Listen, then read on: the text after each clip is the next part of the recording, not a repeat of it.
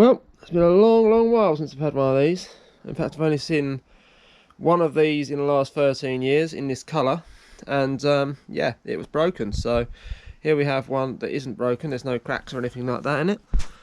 And yeah, so the story behind this is, this is my first, well, arguably first proper mountain bike. It's between this and a Coyote HT. The Coyote HT had really bad parts but a really good frame. This actually had some sort of MTB capable parts and was marketed as an actual mountain bike. The Coyote kind of wasn't. So yeah, and this was £500 when it was new from Halfords. So they may have sold it in other places as well. I can't remember. It was 2007. It was a hell of a long time ago. Now, originally I bought one of these off someone for £60 in 2007, which was a really good deal. The drivetrain was totally destroyed, but we got it running and I used it for a bit. And that's the last time I really saw one in this colour. This is a mantra2, Saracen mantra2. And Saracen was just getting good after their time in the sort of mid-90s to early 2000s, when they made some really terrible bikes with the Zoom Gordo suspension forks and things like that. So, this was their first good bike in quite some time.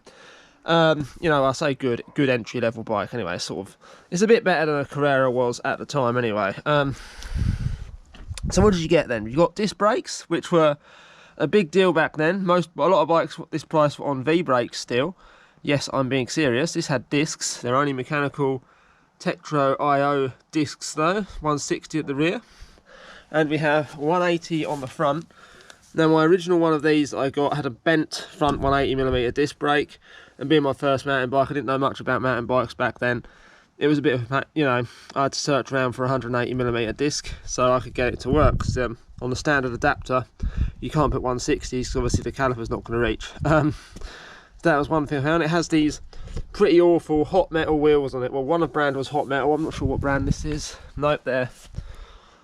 No, yeah, Hot Metal. There you go, Hot Metal. Hot metal wheels, single wall. They look really big and beefy. They're really heavy, but they're not particularly strong. They're still better than the Carrera WPP wheels, or only just. And I do mean only just.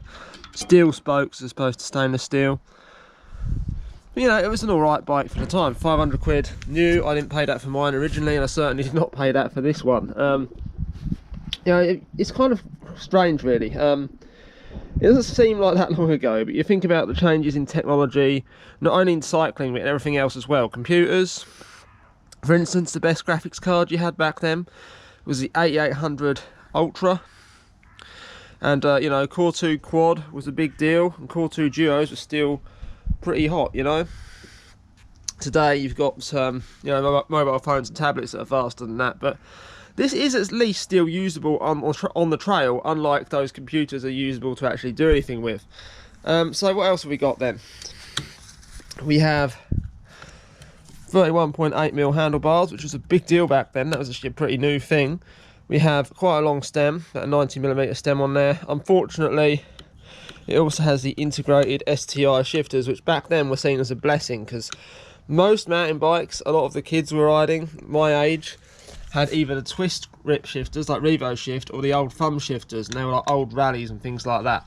Not many people actually had a modern-ish mountain bike like this with suspension and stuff like that. That was, if you had one of them, it was like, oh wow, pretty cool, especially being that time was around when the recession hit. So it's not like now where there's multiple kids on £10,000 bikes. This was like a pretty big deal. If you had something like this wherever I lived, that was, pretty cool. And like I said, I only paid £60 for it when I was younger. This isn't the exact one, obviously. This is like it, but it's not the same one. It's got a 3x8, sorry, it's not even 3x9, 3x8 drivetrain. Mine, actually, I put an older XT rear derailleur I had in the shed. Didn't know what XT was back then, but I knew it was 8-speed and I put it on there. It has a Truative 3x crankset on here. This is all standard stuff. I can't remember what crankset I put on my other one. It didn't come with one. Yeah, there's your Sierra right there. That's going to be changed to something else, that's for sure. Does all work. It's a bit worn, but it does all work. That orange though, man, that burnt orange. That was the thing I loved about these back in the day. I mean, no, I know it's only a Saracen. I know it's not anything special. It's just kind of not the nostalgia. I've never really had that sense of nostalgia before, but I've kind of got it with this. As mad as that sounds. So yeah, I'm not sure what I'm going to do with this, if I'm just going to upgrade it or if I'm just going to sell the thing or what. I probably shouldn't sell it, I probably should upgrade it. And moving on to something else that was quite important at the time, this had 120mm of travel. Everyone else was on their rigid rally. I had 120mm of travel riding one of these. And these forks are amazing. Amazing in the fact that out of that 120mm travel, you only get about 20, but you know, we won't go into that. There's an oil fill plug on the top there. They are an oil fork, not nice grease lubricated rubbish. Well, no, they're grease lubricated, but they have oil damping. So, you know, there's actually some damping there. But the lubrication is done by grease, which is the reason they seized up quite regularly. I actually put 50ml of oil in both bottom legs just to give it some lubrication. And that worked quite well. This one has a Harrow seat on it for some reason. I don't think it's done massive mileage. There are a few marks on here, but nothing major. I don't think it's ever seen chain oil though. That drivetrain is going to need replacing, or at least new chain and cassette, new crankset as well. Really, that it's not that bad, surprisingly. Wheels obviously are going to be replaced if I decide to keep it, and yeah, that concludes this video. Thank you for watching.